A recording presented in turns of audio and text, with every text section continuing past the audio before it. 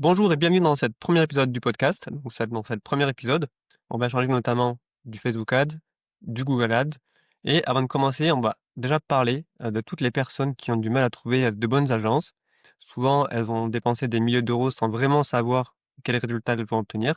Donc aujourd'hui avec Yohan, on va venir casser les idées reçues, comparer Meta Ads et Google Ads et surtout expliquer vraiment ce qu'il faut regarder quand on va confier son budget à quelqu'un. Mais avant tout, Yohan, je te laisse te présenter. Ouais, bah, merci pour l'invitation, c'est cool. Je suis content d'être là et de partager ce moment avec toi. Du coup, moi, je suis Yoann Elias, je suis le fondateur de l'agence DAC. C'est une agence spécialisée dans le media buying sur Google Ads. Mhm. J'ai monté cette agence en 2011. J'ai commencé à bosser sur ce secteur en 2010, donc ça fait Ah, ça 15 ans remonte. que j'écume le média. Ouais, ça commence à faire un peu. Ça fait 15 ans que j'écume le media buying Google. Et donc, du coup, l'agence est structurée autour de 2 pôles, autour de la performance. Donc on a un pôle e-commerce et un pôle de génération de leads, et Ok. à côté de ça, je fais aussi du coaching, Ok. du coaching soit pour des gens qui internalisent ou des média buyers un peu plus juniors qui veulent monter en compétences sur le sujet, quoi. OK. Voilà. OK, super clair. Et du coup, première question, selon toi, du coup, pourquoi c'est si dur de trouver, en fait, une bonne agence, de prestation de services concrètement? Alors pour moi, c'est dur de trouver des agences parce qu'on est sur un métier à ce qu'on appelle un métier à asymétrie d'information. C'est-à-dire que, il est difficile pour un annonceur de contrôler, la qualité d'une agence avant. C'est un peu comme quand, on va chez le garagiste et qui nous dit, «Il faut changer les plaquettes de frein». On n'a pas les Mmh. compétences pour savoir si c'est le cas ou pas. Ou quand on va chez le dentiste et qui nous dit: «Vous avez une carie, il faut arracher la dent».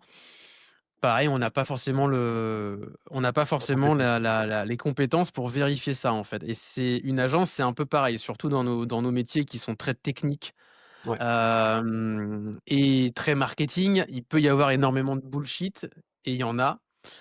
Et autre sujet, c'est que nos métiers ne sont pas du tout soumis à certification ou Mmh. comme pourrait l'être un avocat ou un notaire. Tout Ouais. le monde demain peut se mettre média buyer, et donc du coup, c'est vrai que du coup, ça fait on est sur un marché où il y a pas de barrière à l'entrée, d'un Ça. point de vue économique, et donc du coup, bah, effectivement, il y a tout un tas d'agences ou de freelances qui peuvent fleurir du jour au lendemain et qui ont pas forcément les compétences. OK. C'est pour ça OK, que c'est super, compliqué de trouver une bonne agence. c'est clair. Justement, en parlant d'arnaque, un petit peu de fausses promesses et tout, c'est quoi pour la plus grosse promesse que toi, tu as vue, au cours de tes 15 ans, du coup? Le truc le plus what the fuck que tu t'es dit? Tu t'es dit: «Non, là, ils vont trop loin quand même». Alors ça va pas être sur mon secteur, ça va être sur le SEO pour le coup, parce que vu que je fais OK. du SIA, donc nous on est spécialisé sur la publicité Google. Je contextualise un peu, donc publicité Google, SIA, et à côté de ça, il y a le SEO, référencement naturel. Nous on n'en fait pas, mais on a des partenaires qui le font, et le plus gros what the fuck que j'ai pu voir là-dessus, c'était, ben, en promesse, c'était, «Nous vous garantissons la première place en SEO». Et OK. ça, c'est juste impossible. C'est vraiment impossible, on peut pas le garantir, et donc du coup, bah, évidemment, ça c'est une vraie promesse bullshit. Si une agence vous promet d'être premier en SEO, vous pouvez fuir, en fait. C'est une arnaque. Et justement, si tu m'as donné une autre question, pourquoi du coup pour toi c'est pas, c'est impossible d'y arriver d'une première place du coup? Bah, c'est du SEO, les algorithmes de SEO bougent en permanence, Google fait des mises à jour importantes sur les algorithmes, il y a eu Pingouin et tout un tas d'autres animaux, et ils leur donnent des noms d'animaux aux algorithmes et aux mises à jour, et donc du coup, c'est impossible de garantir une première place pérenne à un annonceur sur un mot-clé précis, sur son marché. C'est impossible. OK, OK, et ça me fait rebondir sur une autre chose, du coup, tu aurais des red flags à repérer tout de suite. Tu dis peut-être: «OK, une promesse un peu trop sexy», comment justement tu pourrais corriger cette asymétrie entre un futur client qui a besoin de services et le prestataire, tu vois? Pour éviter qu'il se fasse, mener en bateau. Alors, ce qui est bien, c'est, il y a plusieurs choses. Nous, par exemple, pour montrer à l'annonceur ou au prospect qu'on n'est pas, enfin qu'on est légitime et qu'on connaît, c'est donc il y a 2 typologies de prospects. Il y a les prospects qui ont déjà des campagnes qui tournent et ceux Ouais. qui en ont pas. Ceux qui ont des campagnes qui tournent, c'est très simple, en fait. Nous, on leur fournit un audit de leur campagne et on leur dit: «Voilà, vos campagnes actuellement, elles sont comme ça va pas, ça va pas, voici ce qu'il faut faire et nous, on va le mettre en place». Ouais, Nous on prend pas tout le monde, c'est-à-dire que si je dis toujours à l'annonceur: «Si j'audite votre compte et que je vois que je vais pas pouvoir faire mieux, je vous prendrai pas en fait. Je refuserai de OK, bosser pour vous». c'est honnête. Donc déjà ça, c'est une promesse de qualité, c'est-à-dire que Ouais, si je prends l'annonceur, je suis sûr de faire mieux et je lui explique et je lui montre pourquoi et le chemin pour l'atteindre. OK, Et après pour les annonceurs qui n'ont pas de campagne, là effectivement c'est plus dur parce que là, c'est juste moi qui va leur raconter mon histoire, comment on travaille. Si vraiment ils ont des doutes, je peux les mettre en relation avec, avec des clients à nous ouais, et comme, n'importe qui va aller à un moment donné acheter une paire de chaussures ou un voyage, ce qu'on regarde souvent quand même aussi, c'est les avis clients. Nous, OK, sur notre c'est ce qu'on a fait aussi, c'est-à-dire qu'on a documenté, on a été chercher chez nos clients des avis et on les a documentés sur notre site. Donc on a tout un tas d'avis clients sur notre site qui permettent de, légitimer le fait qu'on est là, et puis alors il y a aussi un autre truc qu'il faut regarder, c'est depuis quand l'agence est là. ouais. Nous, ça fait 15 ans qu'on est là, bon, si on était nul, voilà, on serait sûrement Ça ferait mort. longtemps qu'il serait parti au chômage. Heu voilà, exactement. Donc du coup, voilà, il faut regarder depuis quand l'agence est là. Est-ce qu'elle a les certifications Google, par exemple, ou Meta? Je ne OK. sais plus si Meta, ils font des S'ils en font aussi, certifications. ouais. Ils en font aussi, ouais, donc les certifications. Bon, alors les certifications à prendre avec des pincettes quand même parce que, elles sont, on peut quasiment les acheter maintenant en ligne. Ouais, clair. Regarder les avis de l'agence, des clients sur leur site ou un peu n'importe où et puis essayer de peut-être éventuellement, pourquoi pas, si on a encore des doutes après ça, contacter quelques clients de l'agence pour leur les appeler: «Bon, est-ce que ça se passe bien? Est-ce que vous êtes content? Est-ce que vous les recommandez?» quoi. Ouais. Ouais, en fait, moi, je fais exactement la même chose, c'est-à-dire que je mets en fait, que j'ai l'impression ce que les personnes aiment bien, c'est que tu leur expliques factuellement de A à Z, en fait, pourquoi ça marche pas et qu'est-ce que tu vas mettre en place pour que ça marche, tu vois? Donc déjà, rien que là, dès le départ, les gens disent: «OK, on sait de quoi on parle» et ensuite, ouais, les recommandations, tu sais, besoin de te faire parler à un client, ça, c'est la meilleure publicité, tu vois? Tu les mets ensemble et si tu serein de ton côté au niveau du taf, bah, tu sais que la reco va être bonne et après, tu laisses couler, naturellement, quoi, du coup et justement, ça permet de faire un Exactement parallèle à et de toute façon les qu'est-ce annonceurs, ils ah non, vas-y, vas-y, vas-y. non, non, mais ça a coupé, excuse-moi, vas-y, je te laisse continuer. Non, non, vas-y, tu as dit de toute façon les annonceurs, Oui, je disais les annonceurs i quand ils t'écoutent parler, il y a aussi ça, il faut on peut sentir en fait dans l'énergie de la personne, si elle est confiante ou pas dans ce qu'elle raconte. Ça, ouais, c'est aussi un indicateur en fait. Un autre truc qui me vient, qui peut-être pourquoi pas, c'est d'utiliser l'IA en fait. C'est-à-dire de dire: «OK, là j'ai un entretien avec une agence, je veux savoir si elle est pertinente», et tu demandes à ChatGPT de voilà, de peut-être poser quelques questions qui permettraient de légitimer, les compétences de l'agence. OK, OK, super idée, j'avais jamais pensé à l'IA Mmh, justement, mais ça en vient de effet, me ça peut venir être là, tu vois? déjà et du coup, qu'est-ce que, selon toi, du coup, un client devrait demander à une agence avant même de signer? Est-ce que ça va être des études de cas? Est-ce que ça va être, heu, des preuves? Je sais pas, est-ce que tu aurais quelque chose à proposer du coup?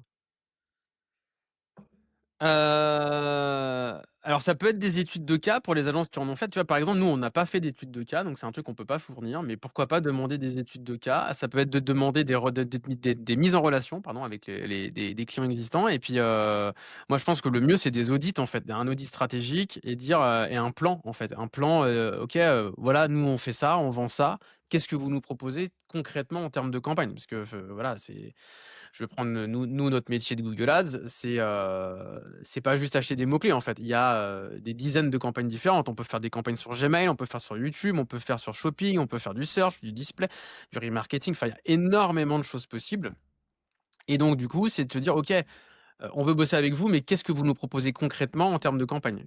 Qu'est-ce que vous OK, voulez, qu'est-ce que vous allez faire? Est-ce que vous allez lancer du search? Est-ce que vous allez essayer de lancer d'abord du shopping et après du search? Est-ce que vous lancez les 2 en même temps? Voilà, avoir un plan concret et une roadmap peut-être sur quelques mois sur, voilà, à partir de quand je vais avoir des résultats aussi? Quand est-ce que vous pouvez me dire que voilà, la récurrence et la fréquence des reportings? Ou on s'appelle OK, tous les combien? Est-ce qu'on a un point régulier? Au bout de combien de temps on a des résultats? Combien il faut qu'on mette sur la table? Enfin voilà, il faut avoir des trucs assez précis quoi, pour pas que ce soit du vent, faut que ce soit assez concret. OK, Nous, on comme dit ça, à en nos fait annonceurs: «Voilà, bon, bah, là, il faut 2-3 mois quand même pour avoir les résultats. Avant ça, ça sert à rien, il y a tout plein de choses à caler. Là, à partir de 1 mois, on va commencer à ça va s'améliorer, puis on verra le truc et on pourra commencer à caler des objectifs très précis et au fur et à mesure, ça va augmenter». OK, OK et du coup, alors comment tu procèdes à l'onboarding? Je suppose que ça fait partie de quand tu onboardes ton client, tu dois y faire pareil, une roadmap de ce qui doit des chiffres que vous allez atteindre, sur la temporalité évidemment, peut-être le budget. Comment tu onboarding un petit peu tes clients du coup? Alors sur les chiffres, nous, on s'engage jamais sur rien. Pour le coup, OK, ça revient à ce que je disais tout à l'heure, c'est pareil, c'est pas, c'est très compliqué de s'engager sur des chiffres parce qu'il y a énormément de choses qu'on ne maîtrise pas nous. Typiquement, ouais, on maîtrise pas le site, on maîtrise pas les offres, on maîtrise pas le marché, on maîtrise pas les concurrents. Il y a énormément de le métriques qu'on ne facteur. maîtrise pas. Donc, pour moi, s'engager sur des chiffres, c'est très dangereux. D'ailleurs, on ne bosse pas la performance sur les performances du client parce que c'est un système qui est très compliqué à mettre en place, qui amène toujours de la friction. OK, Donc, on travaille pas sur ce système-là. Et sur l'onboarding, on va plutôt faire une roadmap de ce qu'on va mettre en place en fait. Plutôt les OK, actions que sur les résultats et les actions amènent les résultats. Mais les résultats sont trop difficiles à quantifier puisque ces résultats dépendent effectivement de nos actions, mais aussi des actions du client, de ses concurrents et du marché. Donc OK, du coup, nous, on va surtout s'engager sur des actions. On OK, va faire ce test. On va vous dire qu'est-ce que ça a fait. On fait tel A/B test. On fait tel multivariable testing. Et en fonction de ça, de toutes ces actions qu'on met en place, on obtient des résultats. Mais ces résultats, ils sont difficiles à quantifier puisqu'ils dépendent d'énormément d'éléments que nous, on ne maîtrise pas. OK, Voilà. OK Et donc justement l'onboarding, il commence comme ça. Donc on va se faire les listings des actions et puis après OK, on enchaîne avec toutes les actions sur le plan. On fait des points réguliers avec le client de A à Z. OK, maintenant on en est là, tac, ça c'est fait, boum, maintenant on enchaîne sur cette, optimisation et cette nouvelle création de campagne et comme OK, ça on avance, on avance, on avance, on avance. OK et hem et pour toi du coup, cette fois-ci du point de vue de ta part de ton côté, qu'est-ce qu'est un bon client et un mauvais client du coup? Qu'est-ce qui fait qu'un bon client ça a bien fité? Est-ce que ça va être peut-être l'onboarding qui va être plus carré, tu vois? Tu vas cadrer dès le départ et le client va te dire: «OK, l'onboarding c'est ça, on a une roadmap qui est comme ça» ou pas du tout, au final, c'est vraiment indépendant de lui? Je vois que tu as souri donc je pense que tu dois avoir des bonnes anecdotes. Non, bah, alors sur, qu'est-ce qu'un bon client, un mauvais client? Alors, je pense qu'il y a déjà une histoire de alors pour moi, hein, après, là je parle vraiment pour moi, tout le monde va pas être d'accord, mais moi il y a tout de suite un fit humain. OK, C'est-à-dire que si le client, je vois que on part sur du vouvoiement, c'est ultra carré, machin, je sais que ça va pas fitter avec l'énergie, avec mon OK, énergie, avec l'énergie de mes équipes. Je sais que ça va OK, être compliqué. Si OK, je sens que le gars, je peux pas aller boire une bière avec lui, discuter, cool, je sais que ça va pas fitter. Donc moi, j'ai beau OK, je voilà, déjà, j'ai un gros fit humain. Parce que je OK, sais que s'il y a pas ça, ça peut mal se passer. Donc déjà, moi, ça, c'est important pour moi que le fit humain et je pense que là, pour le coup, c'est un conseil que je donne à tous ceux qui se lancent. Ayez un bon fit humain avec votre client, en fait, parce que sinon, c'est compliqué. ouais, je Et pour comprends. le coup, j'ai eu des expériences, pas terribles avec des clients qui peuvent manquer de respect, machin. Donc j'aime bien moi avoir un climat de confiance. Après moi je suis un peu particulier, je deviens pote avec beaucoup de mes clients. Donc bon OK, ça c'est pas tout le monde, mais moi je suis comme ça. Donc moi j'aime bien déjà le fit humain. Après, il faut que le client fasse confiance en fait.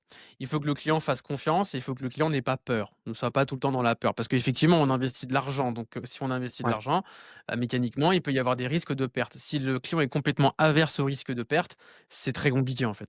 ouais, Et enfin, on est sur des métiers où on dépense de l'argent et évidemment le succès, le ROI garanti, c'est impossible. Donc il y a des fois des pertes, c'est rare parce qu'on les maîtrise toujours et on capte les budgets et on sait, mais il y a cette quand même, ce petit risque de perte. Donc il faut, moi j'aime bien avoir un client donc le fit humain, la confiance, c'est-à-dire que là que le client dit: «OK, c'est toi qui sais, tu es le sachant, je te fais confiance, fais». Et puis, le fait de ne pas être trop flippé. Après, c'est à nous aussi d'être pédagogues et de rassurer en expliquant que voilà, tout est maîtrisé, on va pas claquer 100 000 € dans le vent et il va rien se passer. Tout est maîtrisé, on maîtrise tout. Mais voilà, c'est ça, et après, bah, le bon client, c'est pour moi, c'est la confiance, en fait. Une fois que la confiance est établie, les relations peuvent être, très longues, quoi. Là, j'ai des OK. clients que j'ai depuis 2011, hein. Ah 14 oui, ans, parce qu'il y a une confiance qui est là, ils me font confiance, ils savent qu'on bosse bien et moi j'ai confiance en eux, et ça voilà, c'est la confiance, c'est on en revient, hein, aux valeurs, fondamentales humaines, hein. C'est, ouais, la confiance, le trust et voilà. OK. Du coup, si je résume, ce serait la confiance, ce serait le fit humain Oui. et voilà, du coup. Et une bonne communication entre les 2 parties aussi, du coup. Oui, mais qui est induite par la confiance, en fait, Ouais. finalement. Et justement, au niveau des reporting, des suivis clients, du coup, comment est-ce que vous faites, vous, de votre côté? Parce qu'après je reviendrai sur ça, mais je Ah. trouve que moi un bon reporting ou un bon suivi client, ça peut enlever beaucoup d'épines dans le pied, beaucoup de sources de conflits qui peuvent être déjà bien désamorcées avant même, qu'ils arrivent en fait, au final. Alors ça, le reporting client, ça pourrait être un sujet de thèse de doctorat, heu, parce que bah, j'ai toujours pas réussi à craquer, et à faire un truc universel. C'est-à-dire qu'il y a des clients donc nous, on envoie un reporting hebdomadaire. OK, Il y a une communication qui se fait avec le client de manière, alors voilà, c'est soit mensuelle, soit hebdomadaire, soit quotidienne en fonction des clients. Mais je n'ai jamais réussi à trouver un modèle qui va à tout le monde, en fait. Parce que c'est clair. on envoie des reporting hebdo, il y a des clients, ils sont très contents, ils les lisent et tout. Il y en a, ils en ont rien à foutre, ils les ont pas ouverts une seule fois. Je leur fais un vocal de temps en temps, ça leur suffit. Ce qu'ils veulent, c'est être, montrer qu'ils peuvent me parler, à moi ou aux équipes, hein. Mmh, Voilà, donc en fait, là-dessus, sur le reporting client, moi, j'ai pas de thèse universelle, de truc qui marche. C'est-à-dire que c'est à force de faire, je on en fait, on va s'adapter surtout un petit peu aux besoins du client parce qu'en fait, ça va dépendre un petit peu justement de sa nature humaine, je reviens là-dessus. Ça va dépendre un petit peu de ses zones de peur et de stress. Il y a des clients, ils veulent si ça marche que les résultats sont là, ils veulent même pas entendre parler de nous. C'est: «Ouais, c'est bon, ça marche, je vous fais confiance, ouais, laissez-moi tranquille, tout va bien», tu vois? Et il y en a, ils sont plus flippés dès que ça marche pas: «Ah, au secours, qu'est-ce qui se passe? On a besoin de parler, machin». Donc en fait, je pense qu'il faut être réactif, en fait. Il faut être réactif ouais, et à l'écoute de son client et s'adapter un petit peu. Pas trop ouais, non plus parce que sinon, si on fait du sur mesure sur chaque client, ça devient impossible quand l'agence, elle commence à grossir. Mais c'est clair. il faut savoir là, c'est le seul truc qui, je trouve, difficile à processiser vraiment, quoi. Parce qu'il y a Ouais, de la communication et de l'humain. Et si on le processise trop, les clients, ils ont l'impression d'être délaissés et ça marche moins. Voilà, ouais. ça, c'est mon expérience. Ouais, je suis entièrement d'accord au final. C'est là que je remarque en fait chaque vraiment client a besoin de sa façon de communiquer. D'autres ça va être plus comme tu as dit, hein, des emails, d'autres ça va être un WhatsApp par semaine, ils sont contents, d'autres tous les jours. Ça va aussi dépendre de la confiance, je trouve qu'avec les clients, plus les clients ont la confiance, moins ils ont tendance à venir te poser des petites questions, un petit peu bateau, tu vois? Ou besoin d'être rassuré. Vu que tu leur parles de manière régulière, ils savent que voilà, si ça va pas, tu les préviens. Et du coup, comme tu dis, ils font leur vie de leur côté, ils reviennent vers toi que vraiment s'il y a des grosses questions ou même des fois des questions stratégiques sur: «Est-ce qu'on part dans le bon sens? Est-ce qu'on switch? Est-ce qu'on pivote? Qu'est-ce que tu en penses? Qu'est-ce que tu penses du marché?» et cetera quoi, du coup. Ouais, c'est ça. Après, il y a un autre truc quand même que je peux donner comme conseil, c'est ne jamais laisser un client, Sans réponse. je reparle des types de clients, qui, justement, moins, ils entendent parler de nous, puis ils sont contents parce que les chiffres sont bons, ils ont pas forcément envie de nouvelles. Ouais, C'est quand même bien sur ces clients-là de prendre le téléphone de temps en temps, «Coucou, ça va? Tout va bien?» on est, voilà. Parce que client dormant égale, client mort. Donc ouais, moi j'aime bien quand même sur ces clients-là de temps en temps, je dis aux équipes ou enfin même s'il y a pas de nouvelles, on appelle, voir si tout va bien, s'il y a pas un sujet, si on peut pas aider sur autre chose, voilà. OK. Montrer qu'on est proactif en fait, hein, c'est vraiment ça l'idée, hein. Ouais, je pense que c'est vraiment une des clés de notre, business maintenant, c'est d'être vraiment proactif sur, les demandes et les besoins qui vont arriver du client, quoi, du coup. Mmh, OK. exactement. Et du coup, tout à l'heure, tu me parlais que tu faisais donc tu avais plusieurs pôles. Tu avais du YouTube Ads, tu avais, Google Ads et cetera. Et quelle est la place à peu près que tu alloues aux tests créatifs, du coup? Quand tu vas faire des Les créatifs tests pour du créatifs. YouTube Ads ou autre? Ouais, des vidéos, par exemple? Alors la partie vidéo, nous, elle est outsourcée. OK, On fait pas de vidéo en interne. Nous, on fait vraiment la partie media buying et alors c'est un sujet qui est en cours bah, qui va beaucoup bouger, hein, parce que, Google, intègre, vient de sortir Asset Studio à l'intérieur de Google Ads, sort énormément d'outils dans Google Ads qui vont nous permettre, nous, de créer les vidéos. Jusqu'à maintenant, c'est un métier à part entière. Moi, j'aime ouais, bien rester focus sur mon métier. Mon métier de base, c'est de faire du media buying et de faire du marketing, de l'analyse de statistiques et du pilotage de campagne, de pilotage de business model. Faire des vidéos, c'est un métier, en fait, et j'ai pas eu envie de me lancer là-dedans parce que c'est pas mon métier. Donc on outsource on a des partenaires sur ça qui nous font les vidéos ou c'est les clients qui les fait en interne. OK, Mais c'est un truc qui va évoluer puisque Google va nous donner de plus en plus la possibilité de les faire directement dans l'interface. Donc ça, c'est déjà, ça va bouger. Bon, de toute façon, on le sait bien, c'est un secteur qui évolue en permanence. ouais, Mais là, je pense qu'il y a sur 2026 des gros trucs qui vont arriver, qui vont faire vraiment bouger les lignes en fait sur la création justement. OK, OK, super clair. Et bon, du coup, j'ai une autre question. Ça va être quoi les erreurs que tu vas voir le plus souvent du côté du client?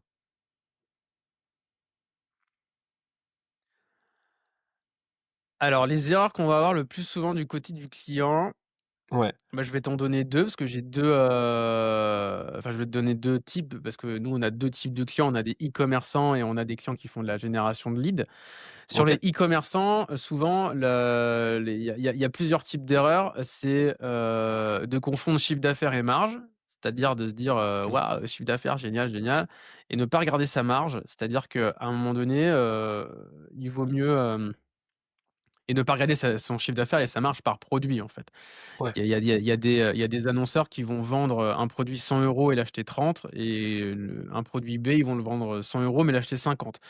On a quand même vachement plus intérêt à positionner le produit A que le produit B et ça, c'est vraiment de la pédagogie qu'on fait au niveau des clients, c'est de leur dire, «Le chiffre d'affaires, arrêtons de le regarder et pilotons plutôt à la marge, ou au profit», en regardant vraiment les centres de coûts, pour avoir des campagnes encore plus rentables, quoi et de pas se dire: «On regarde juste le retour sur investissement des campagnes, chiffre d'affaires sur coût», mais profit sur coût. Donc pilotage, ce qu'on appelle le pilotage au POAS, Profit on Ad Sales on Ad Spend, pardon OK, et c'est d'essayer voilà, d'aller un peu plus loin que juste regarder le chiffre d'affaires. Donc ça, c'est une première erreur. Deuxième erreur, c'est, de pas, réengager assez les clients. C'est-à-dire qu'on est, quand même sur un marché de media buying où les coûts d'acquisition, font qu'augmenter depuis des années, ouais, ils vont continuer à augmenter, enfin je parle au moins sur Google. ouais, pour moi aussi de toute façon. Il faut mettre en place des stratégies de CRM en fait pour, aller, réengager les clients, et dans les campagnes aussi, essayer d'aller, chercher des nouveaux clients et pas surtout enfin reprendre des clients qu'on a déjà eus en fait. Donc ça va OK, être sur la partie e-commerce. Sur la partie lead gen, une grosse erreur que je vois, alors c'est le nom de la BU lead gen, mais c'est de piloter les campagnes au lead, au prix mmh, du lead, au CPA, au coût par lead. Ça, faut arrêter en fait. On s'en fout du coût au lead, on s'en fout du prix du lead. Ce qui nous intéresse, c'est le prix de la vente. C'est combien me ouais, coûte une vente? Si j'ai 100 leads, 10 calls, une vente ou si j'ai, 30 leads, 10 calls, une vente, bon, 10 calls, 2 ventes, bon, je préfère avoir que 30 leads. Les 30 leads vont me coûter beaucoup plus cher, mais ils sont beaucoup plus qualifiés puisqu'ils me font faire 2 ventes que 100 leads qui me font faire une seule vente et donc nous, c'est ce qu'on a mis en place à l'agence sur le pilotage lead gen, c'est qu'on pilote non plus les campagnes au CPL pour aller chercher du coup au lead le moins cher possible, mais on les pilote au ROI. En utilisant les leads, les calls et les ventes, s'il y a 3 étapes et on donne une valeur à chacune des étapes de conversion. J'ai fait une vidéo sur le sujet que vous pourrez aller voir sur la chaîne d'ailleurs, de bah, l'agence. nickel. C'est parfait. D'ailleurs, ça me permet de rebondir sur un truc qui est hyper important et justement, j'ai eu Facebook au téléphone qui me disait qu'en fait, l'algo, s'optimisait par rapport aux leads et en échange avec elle, je lui fais comprendre que, OK, le coût par lead, c'est bien, si on chope des leads à 3 €, c'est très bien, mais derrière, en termes de coût par call, on est vachement trop cher, on est à 600 € le call, tu vois? Alors je lui dis: «Je préfère payer des leads Ouais, peut-être vachement plus cher, peut-être 5, 15, même 20 €, si derrière j'ai un coût par call à 60», tu vois? Et au final, exactement. c'est ce qui est arrivé au final, dans mes tas, donc il faut faire attention à tous les gens qui nous écoutent. ne vous fiez pas que aux chiffres de Facebook parce que les leads ne veulent pas dire forcément que vous allez avoir des ventes. Donc faut vraiment faire attention à, du coup, le coût par lead versus le coût par vente ou le coût par appel qui sont 2 choses vraiment dissociées. Donc plutôt piloter en effet, comme dit Yoann, sur le coût par lead, le coût par vente, plutôt que sur, le coût par lead quoi, du coup. Ouais. Regarder toute la chaîne de valeur en fait, c'est essayer de tout mesurer, de donner des valeurs à chacune des étapes et de piloter au retour sur investissement comme on le ferait sur un site e-commerce. Et là, du coup, il y aura une petite question piquante, c'est, est-ce que parfois c'est pas l'agence qui est blâmée à tort par rapport aux performances qu'il va y avoir, qui vont être obtenues?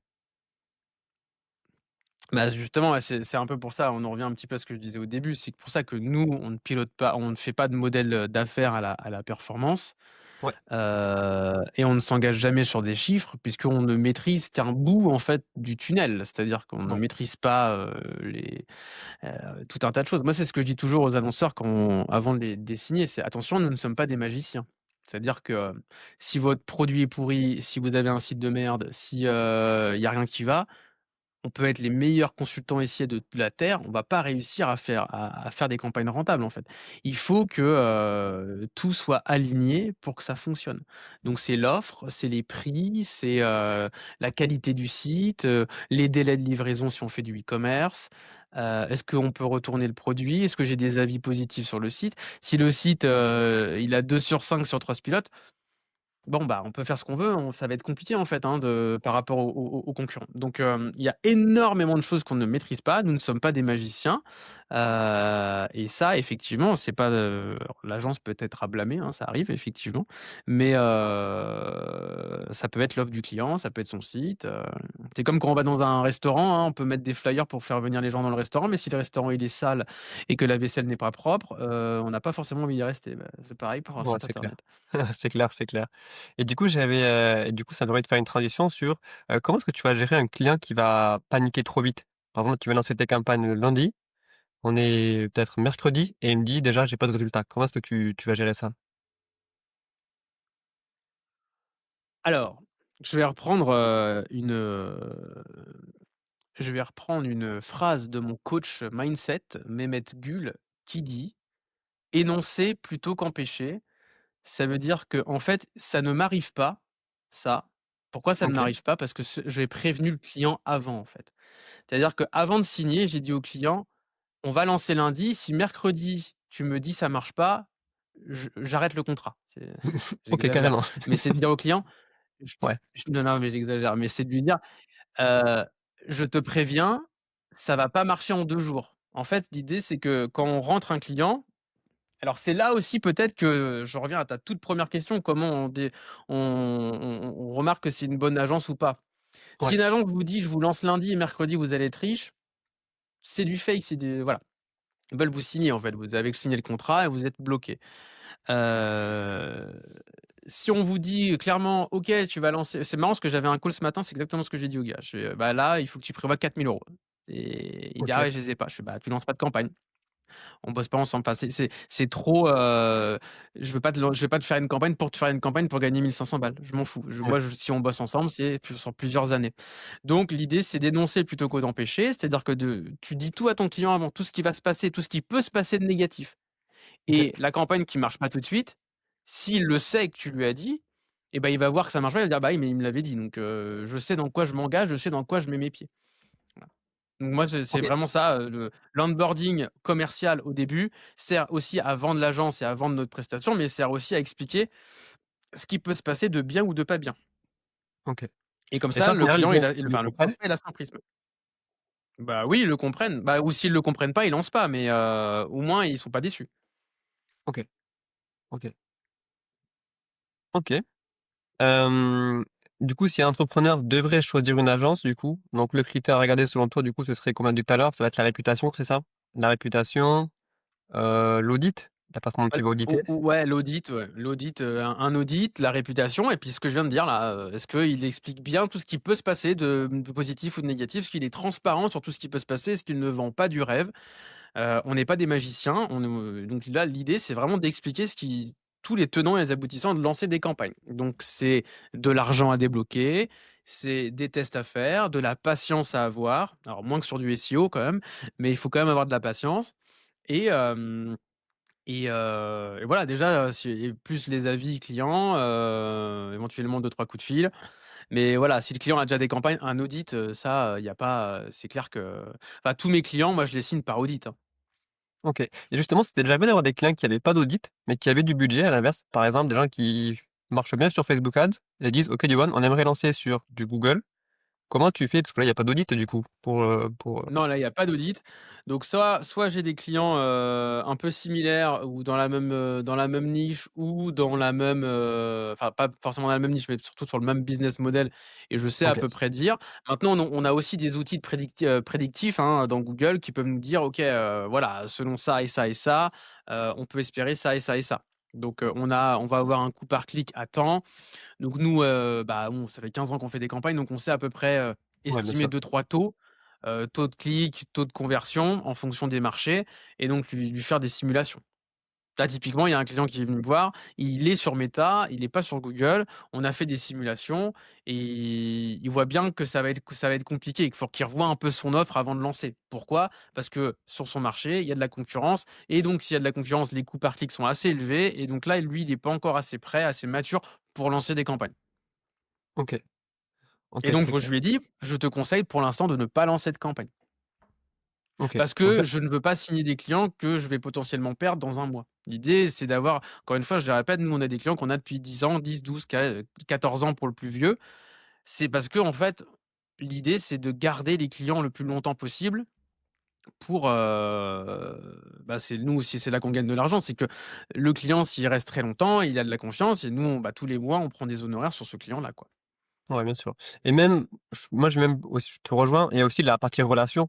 Tu sais qu'un client qui va être juste niveau budget, tu sais qu'en général, au bout d'un mois, ça va tourner un petit peu parce qu'il aura peut-être pas les budgets pour pouvoir suivre ou quoi. Du coup, il va dire: «Bah, finalement, j'ai été déçu de ce prestat parce que ça a pas marché», alors qu'au final, il avait juste pas assez de fonds pour pouvoir, bah, suivre du coup l'attraction quoi, du coup.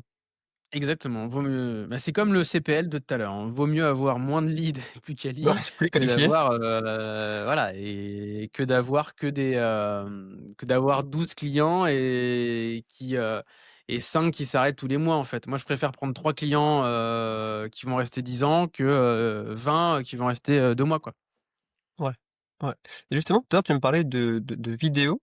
Et qu'est-ce que tu en penses du coup d'une agence qui va plutôt rassembler tous les pôles, donc créatif, vidéo, et cetera, ou vraiment des agences qui vont être expertes dans un seul domaine du coup?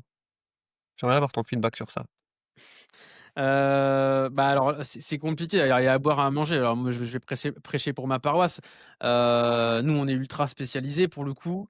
Heu, je vais faire la réponse en 2 temps. Je pense que c'est très bien d'avoir des agences ultra spécialisées sur des quand on est un très gros client, c'est-à-dire qu'on a un très gros client, on commence à avoir des budgets assez intéressants.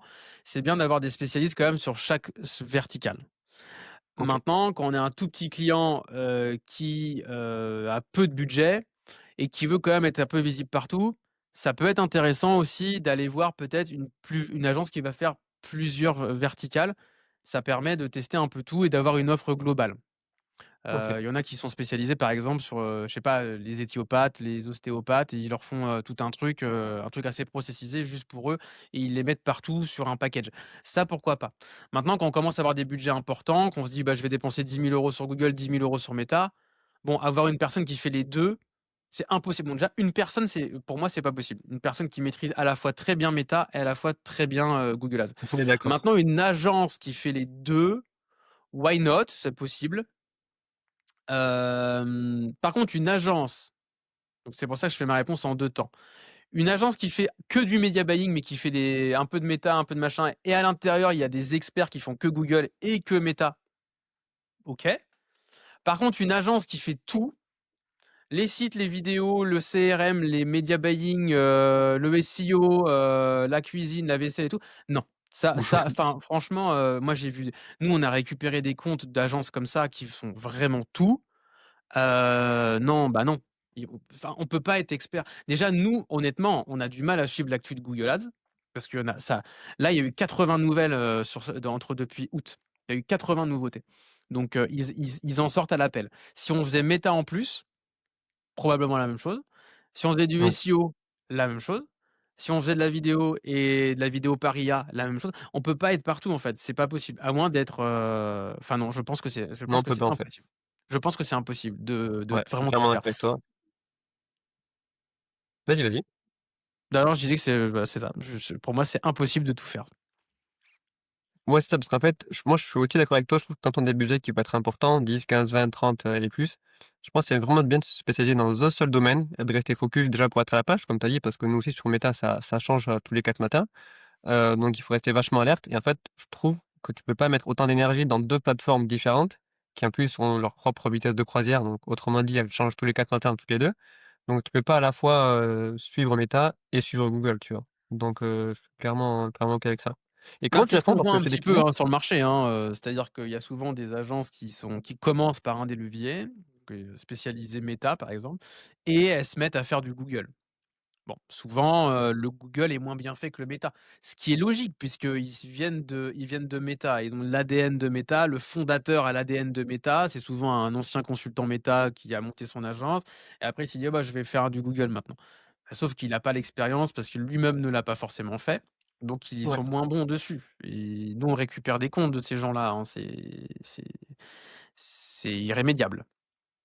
Et justement, tout à l'heure, on parlait de d'agences qui font un petit peu tout. Est-ce que toi, tu conseilles vraiment pour un même budget, de splitter, d'avoir peut-être une agence spécifique sur Facebook Ads et une agence spécifique sur Meta? Ou trouver peut-être les 2? Qu'est-ce que tu verrais faire? Moi, j'ai ma réponse perso, je la dirai après, mais du coup, j'aimerais entendre la tienne, du coup. Bah, ça dépend du budget. C'est vraiment ça dépend du budget. C'est-à-dire que si on comment plus le budget va être conséquent, plus il faut avoir 2 experts vraiment dédiés sur chacun des sujets. Si le OK. budget il est microscopique, peut-être qu'on peut, parce qu'il faut pas oublier quand même que 2 experts égale 2 2 honoraires. fois des honoraires, hein. Donc si le budget, c'est, 1 000 € par plateforme, là, on peut peut-être prendre quelqu'un qui fait les 2. OK, OK. Et du point de vue acquisition, alors, quelle va être, d'après toi, du coup, tes prévisions, on va dire, de ton expérience, du coup, des futurs, des agences de media buying, du coup? Comment tu verrais leur futur, du coup? Donc avec peut-être un peu plus d'IA forcément, parce qu'on va forcément y être amené, donc on y est amené déjà directement, donc mais après, qu'est-ce que tu verrais peut-être en plus? Peut-être plus d'humain, plus de Ah, plus de conseils, je pense, plus d'humains et plus de conseils, ouais. C'est-à-dire que plus de marketing un petit peu plus traditionnel, OK, parce que là, je pense que les IA vont rentrer dans les plateformes et que du coup, maintenant, nous, on va devoir prendre un peu la main aussi sur le marketing. Le vrai marketing, tu vois, comme dans la série là, je me rappelle plus, Mad Men, c'est ça? Non, ouais, pas c'est ça Mad Men, Mad Men, ouais. Mad Men, Super la série série d'ailleurs, Me voilà. voilà. Donc l'idée c'est on va refaire, je pense, très vite du vrai marketing. C'est-à-dire que on va faire du media buying, mais on va devoir ajouter à cela du marketing parce qu'on va avoir beaucoup plus de possibilités grâce à l'IA à l'intérieur des plateformes pour faire de la créa, des images, des vidéos, des bannières, et je pense qu'on va pouvoir on va devoir, enfin on le fait déjà, mais on va accélérer là-dessus. Ça, c'est le premier point, donc ça, c'est avant, d'aller sur le site et je pense que de plus en plus aussi, on va avoir un rôle de conseil sur la CRO, Customer, Conversion Rate Optimization, c'est-à-dire d'essayer de guider un peu les clients sur comment on améliore le site, hem, pour, après le clic, en fait, hein. La personne où on a acheté le clic, elle arrive sur le site, maintenant comment on optimise ça? On va avoir un rôle de conseil, je pense, aussi là-dessus. Et OK. aussi un rôle de conseil plutôt web marketing global qui va être de se dire: «OK, bah, on vous aide à mettre en place peut-être des modèles CRM pour, réengager vos clients ou pour aller chercher des clients que vous n'avez pas, faire de la relance panier». Ça, on le fait déjà beaucoup avec Google Ads, mais je pense que ça va s'intensifier avec les années, qu'il faudra être vraiment bon là-dessus, en fait. Ouais. Ce qui va renforcer encore une fois le rôle d'expert Ouais. sur le sujet, en fait.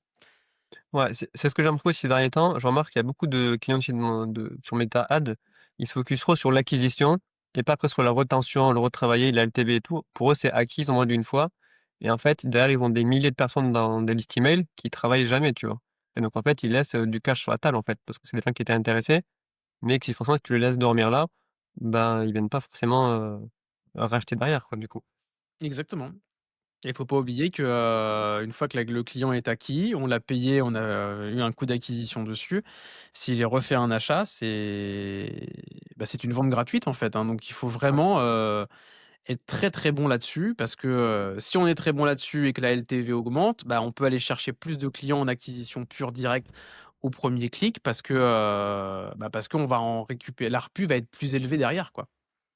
OK. Et donc du coup, qu'est-ce que tu répondrais à tous les gens qui disent partout sur YouTube que le media buying est mort, que, parce qu'il va être remplacé par l'IA et tout, qu'est-ce que tu en penses du coup par rapport à ça? Bah, moi, ça fait 15 ans que j'entends ça, que je vais mourir l'année prochaine bah, je suis encore là. Ouais. Non, mais je pense que le métier va évoluer, mais je vais raconter 2 anecdotes, en 2014, Google a sorti le Target ROI, le Target CPA. À l'époque, on pilotait les CPC, les coûts par clic à la main. On disait: «Ce mot-clé-là, je suis prêt à payer 30 centimes, celui-là, je suis prêt à payer 50, celui-là, je suis prêt à payer 1 € et pour essayer d'arriver à un coût par acquisition à 10 €. Google a Ouais. sorti le Target CPA. C'est-à-dire que la campagne, on disait: «Bon, bah, maintenant, la campagne, je veux qu'elle soit à 10 € de CPA». Et on ne pilotait plus les CPC à la main. Alors là, vent de panique, on va tous mourir, on va aller élever des chèvres dans le Larzac, c'est fini, le media buying Google Ads est mort. Google a sorti un outil qui permet de remplacer le media buyer qui pilotait ses enchères à la main. OK, 2014, il se passe ça. 2015, j'ai 2 fois plus de clients parce que les clients ne comprennent plus rien à ce qui se passe, pourquoi il y a des algorithmes, pourquoi on ne comprend pas comment ça marche. Et donc du coup, le rôle d'expert a été renforcé parce qu'on devait piloter les algorithmes, ce qui était un nouveau métier. Première OK. chose. Deuxième chose, 2021, Google sort Performance Max. Ouais, j'ai Performance entendu Max, parler. une campagne, tous les réseaux Google, on lui dit: «Je veux tant de ROI», on met des créas, ça tourne tout seul. 2022, on va tous mourir, c'est fini le media buying Google Ads, oh là là, c'est dur, on est mort, les clients vont tous internaliser, on n'a plus besoin de nous. 2023, pareil, je fais x2 sur la boîte. Pourquoi? Parce que les gens ne comprennent plus rien. PMax est une énorme boîte noire et on a besoin d'experts qui vont aller analyser à l'intérieur de la boîte noire. Ouais. Donc 2025, l'IA va tous nous remplacer. 2026, je vais faire x2. Non, j'aimerais bien. Je l'espère, j'espère. Ça serait cool. Non, mais c'est ça en fait, c'est-à-dire que alors après, par contre, ceux qui n'ont pas utilisé le target CPA en 2014 et ceux qui n'ont pas voulu Je regarder un mettrai même petit pas. peu ce que donnait PMax, ils sont probablement morts. Ouais. Il faut toujours être alerte sur son marché et voir comment il va évoluer. Alors peut-être que là, oui, ça va nous remplacer, hein, je sais pas. Mais je pense que non. Je pense que, on a encore notre devoir de conseil, on peut conseiller encore plein de choses. Ouais. L'IA, c'est bien, mais si on sait pas l'utiliser, ça fait n'importe quoi l'IA, hein. Donc C'est ça. voilà, on a encore plein de choses à apporter et puis encore une fois, apporter du marketing en fait et apporter de l'humain parce que l'IA ne pourra pas, apporter le conseil que nous on va apporter sur justement, voilà, tu vends ça, donc tac, la repu, il faut qu'on fasse ça, il faut faire du CRM, il faut mettre, là ton numéro de téléphone, il faudrait peut-être l'ajouter, tu as ça aussi, tu y as pensé. Bah, tout le conseil marketing, Ouais. ça, l'IA va pas le faire. Donc, moi je suis assez confiant, hein. Franchement, Ouais. vu que ça fait 2 révolutions qu'on vit et il se passe rien, voilà. Et puis encore une fois, l'IA, elle est déjà là depuis 2-3 ans et Ouais. j'ai pas eu Ouais, c'est clair. en tout cas de notre côté, on n'a pas eu de vague, de départ de clients qui se sont dit: «On internalise, on fait tout avec l'IA», hein. Ouais. Oui, parce qu'en fait, il y a un truc aussi que j'ai appris, il y a beaucoup de clients qui me disent ça. On fait une pub tel jour à telle heure, je comprends pas pourquoi ça marche pas et j'ai beaucoup de mes clients qui comprennent pas que derrière les ordi ou téléphones, il y a d'autres humains, tu vois? Ils disent: «En fait, ça marche pas, c'est parce que c'est l'algo». C'est juste parce que peut-être des fois, c'est la tendance ne s'y prête pas, le marché économique fait qu'il y a ci et ça. Donc en fait, donc je pense pas non plus que l'IA va nous remplacer puisque l'IA ne pourra jamais remplacer une interaction entre 2 êtres humains, tu vois? Parce que personne d'autre Ouais, peut comprendre mieux un être humain qu'un autre être humain, à mon avis. Donc je pense que ça aussi, c'est à prendre en compte et moi, je pense au contraire que plus il y aura de l'IA et plus les gens auront besoin de se connecter entre eux, du coup. Et ça, je pense, je sais pas si tu vois de ton côté, mais je vois qu'il y a beaucoup d'infopreneurs qui font ça maintenant, des masterminds en présentiel. Ça avait un petit peu disparu il y a quelque temps. Là, j'ai l'impression qu'il y a vraiment un besoin des gens de se regrouper, entre eux en ouais, petites tribus, comme dirait Gérald, pour justement, se connecter avec d'autres personnes, quoi. bien sûr, et ça c'est important et oui, oui, c'est les gens vont avoir de plus en plus besoin de liens. Les clients vont toujours avoir besoin de parler à un consultant qui va lui expliquer aussi la météo du marché, hein, moi, c'est ce que je fais Ouais, avec des clients. Ils me disent: «Putain, ça marche pas en ce moment». Bah, t'inquiète pas, ça marche pour personne là, donc ouais, ou si: «Ah oui, toi ça marche pas alors que tout le monde marche». OK, il y a un pro tu un problème ici, peut-être que tu as un problème sur tes modes de paiement.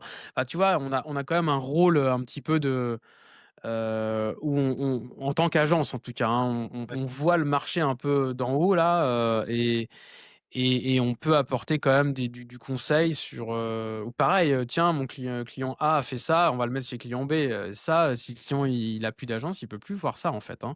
c'est Donc clair. le fait d'avoir une agence, ça permet aussi d'avoir plusieurs conseils, et des interactions, via d'autres marchés en fait. Ouais et justement, ça fait écho avec, un de mes clients qui maîtrise bien, honnêtement, les ads. Mais en fait, comme il avait que son point de vue à lui, en fait, il comprenait pas ce qui buggait. Donc quand il scalait, tout ça se cassait le nez et en fait, quand je suis rentré, j'ai apporté une vision vraiment globale et ouais, une vision globale des ads de manière générale et en fait, il s'est rendu compte qu'en fait, il scalait toujours soit sur les mêmes audiences, soit avec les mêmes messages et cetera. Pour lui, il y avait des variations, mais étant expert de son propre domaine, ben en fait, lui, pour lui, c'était compliqué de se mettre à la place de la personne qui ne savait pas du tout de quoi il parlait, tu vois? De redescendre un petit peu du point de vue novice, en fait. Ouais, c'est ça, et puis il y a aussi un truc qu'il faut pas oublier, c'est le temps, hein. C'est-à-dire que, Ouais, quelqu'un, un chef d'entreprise qui gère ses campagnes lui-même, c'est du temps qu'il ne passe pas sur la gestion de sa boîte. Évidemment, il met, 12 fois plus de temps que nous à gérer, il a pas les raccourcis qu'on a, et il y a la métrique de temps quand même qui est à prendre en compte aussi quoi, hein. C'est et les important, erreurs, et tu as les aussi les erreurs. erreurs qui vont être faire, financières, donc tu auras perte de temps, perte d'argent, donc finalement, Surtout en c'est media buying, hein, une erreur peut coûter très, très cher, hein. Moi j'ai vu des trucs, des clients, je pense à un là justement qui avait voulu internaliser, qui a internalisé, qui a fait une connerie, ça lui a coûté 5 000 €. Il m'a dit: «Ah!» Je lui dis: «Bah ouais, bah tu vois, c'est 3 mois d'honoraires que tu viens de perdre comme ça là». Bah, mmh, aïe. ça arrive, ça arrive et en fait, j'ai aussi je remarque que alors je sais pas si c'est la démocratisation du media buying, mais je trouve qu'il y a beaucoup de clients qui se lancent un peu à l'aveugle, tu vois? Et sauf qu'en fait, ils prennent des portes, ils s'en rendent pas compte et c'est toi derrière un audit, quand tu vois ça, tu dis: «Mais en fait, comment ça a pu passer?» tu vois? Bah ouais, parce qu'en fait, justement, avec le discours ambiant qu'on entend en permanence partout sur LinkedIn, sur YouTube, le media buying va mourir, c'est facile, l'IA fait tout. Bah, il y a des clients, ils se disent: «Bah ouais, bah OK, j'essaye». Mais en fait, c'est pas si facile que ça reste un métier. Il y a énormément, faut pas quand même oublier que Meta et Google, c'est pas des associations, hein. Ça reste quand même des entreprises qui veulent faire de l'oseille, et que, Google, en tout cas, 80 de son argent, il le gagne avec la pub. Donc il est pas là pour nous f il est là pour gagner de l'argent. Donc Ouais, il y a tout un tas de pièges à l'intérieur des campagnes, à l'intérieur des comptes pour te faire dépenser un peu plus. Si tu ne ouais. connais pas ces pièges, tu vas évidemment tomber dedans. Quand Google te dit, «Ce serait génial que tu cliques sur ce bouton-là, ça va te permettre d'augmenter tes conversions», Ouais, bah, le les fameux clients ils bouton. cliquent dessus, hein, Ouais, sauf qu'en fait, il faut pas cliquer dessus. Mais ça, Google a dit, avec un beau petit picto que c'était génial et que ça fait une flèche qui monte. ouais Bah, ouais, c'est marketé à l'intérieur aussi, et donc ça, c'est des pièges que les clients, bah, ils peuvent tomber dedans s'ils ont pas un conseil à viser en face. et Et je justement rajoute parlant même aussi que Google, ils appellent les clients, hein, il y a ouais, il y a des gens de chez Google qui appellent, alors que c'est externalisé, hein, qui appellent: «Tiens, ça serait bien que vous mettiez tous vos mots-clés en large et puis que vous nous laissiez piloter votre budget et puis, votre target ROI aussi, tu vois?» Il y a des clients qui disent: «Ah ouais, Google m'a dit, je fais». Bah oui, mais sauf que Google, il est pas là pour, hein, c'est pas une association. Ils sont là pour gagner de l'argent. on a exactement la même chose chez Facebook. C'est-à-dire qu'ils nous donnent des Ouais, strats, enfin des trucs, en fait, j'ai l'impression avec un client, tu as l'impression que le mec que tu as au téléphone, que chez Facebook, peut-être Google, hein, il ouvre le livre et il te lit ce qu'il doit te lire, tu vois? Donc il te lit ouais, son baratin, il referme, alors que quand tu lui poses la question, je leur ai déjà posé la question: «OK, mais concrètement, vous êtes qui? Vous avez déjà fait de l'Ads et cetera et cetera?» «Bah non, non, j'ai juste, je vous dis les recommandations de Facebook, quoi, du coup». ouais. Donc au Je final, suis tu as un mec de chez commercial et je vais Facebook toucher une commission. ouais, c'est ça. C'est juste dingue, quoi, du coup.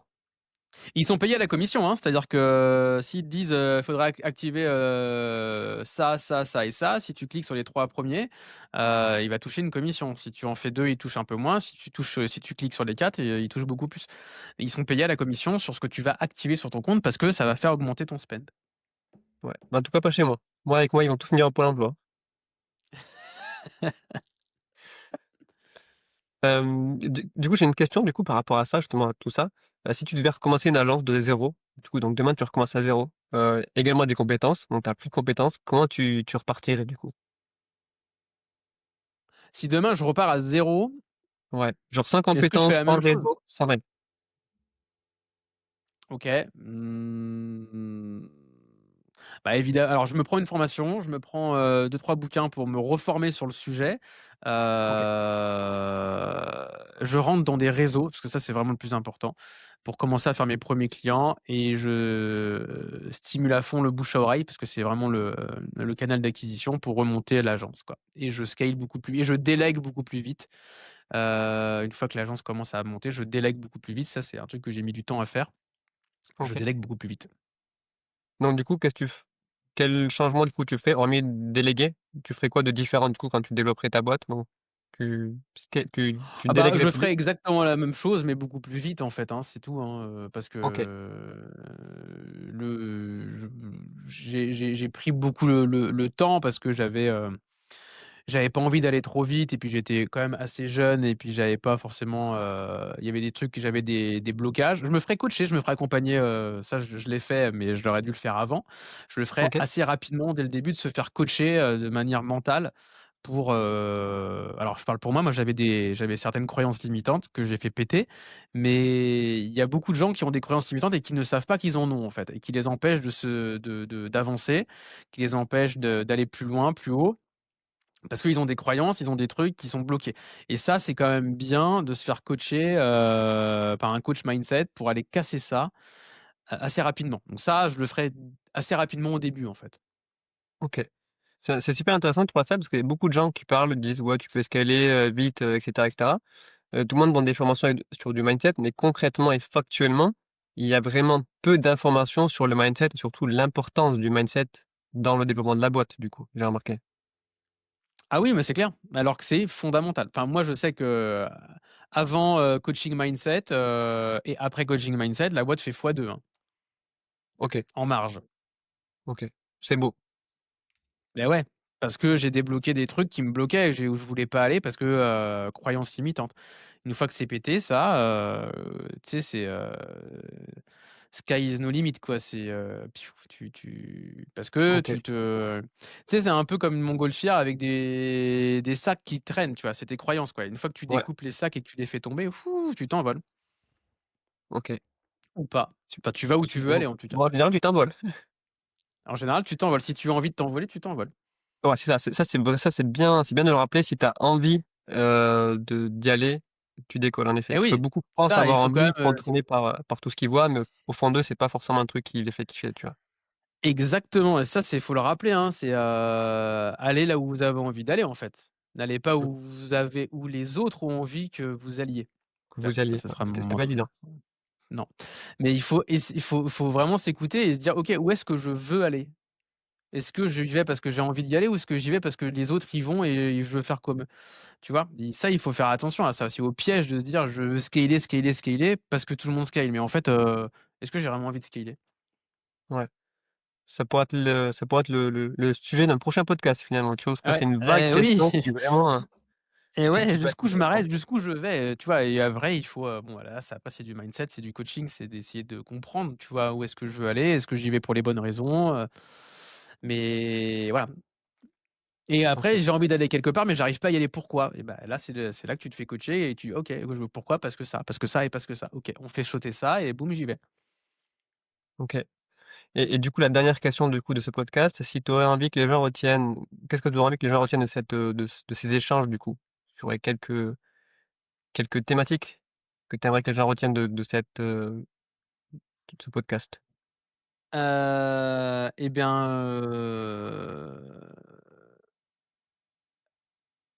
c'est pas évident. Qu'est-ce que je vais dire? Qu'est-ce que, alors, en tant qu'annonceur ou en tant qu'agence? N'importe, peu importe. En fait, la personne, Les c'est tu 2. dis, voilà, la personne qui a vu le podcast, tu aimerais qu'elle retienne quoi? Déjà, donc, on a parlé des bonnes pratiques pour trouver une bonne agence déjà, donc je pense que ça peut être important. Ouais, Moi de mon côté, bien j'aimerais se bien qu'ils retournent aussi concentrer, vers ouais, bien, choisir son agence avec les audits, avec tout ce qu'on a dit pendant la vidéo. Et puis pour ceux qui veulent monter une agence et qui sont dans cette démarche-là, de bien s'écouter et de bien, donc se former, rester focus. Je pense que ça, c'est vraiment important de rester focus, bien se former, se tenir à la page de son marché et ne pas hésiter à se faire coacher à des moments donnés sur des sujets mindset pour voir où est-ce qu'on veut aller, en fait. Parce que pour pas se planter de direction, quoi. OK. OK, bah, nickel. Est-ce que tu avais une petite chose à rajouter? Et si, un dernier truc, le media buying n'est pas mort. Vous a Ah oui, je vais mettre en on titre: va «Le pas mou media buying on n'est va pas mort». voilà, le media buying n'est pas mort, nous allons pas mourir demain, on a encore du boulot. OK, bah, écoute, merci d'avoir, accepté du coup cette invitation au podcast. Où est-ce qu'on pourrait te Avec retrouver? plaisir. Sur des réseaux sociaux, sur un site? Je mettrai ça Ouais, en description. alors, Yoann Google Ads sur Instagram, Yoann Elias sur LinkedIn et Agence DAC, c'est, le nom de l'entreprise, enfin de l'agence. Donc c'est le site internet agencedac.fr. OK. Eh ben nickel. Bah, écoute, je Non, te c'est pas remercie agencedac.fr, je te dis une connerie. Je te dis une bêtise, pour ce c'est pas temps. agencedac.fr, c'est Vas-y, digitaladvertisingconsulting je .com. te laisse les mettre On au est en point, train de vas-y. on est en train de le changer, mais je t'enverrai les liens, tu pourras les mettre en bas de la vidéo. OK, nickel. Bah, écoute, merci pour ce temps et Merci à puis toi, à une prochaine pour, un prochain podcast, pourquoi pas? avec grand plaisir. Merci Thomas. Allez, ça marche. Ciao, ciao. Salut.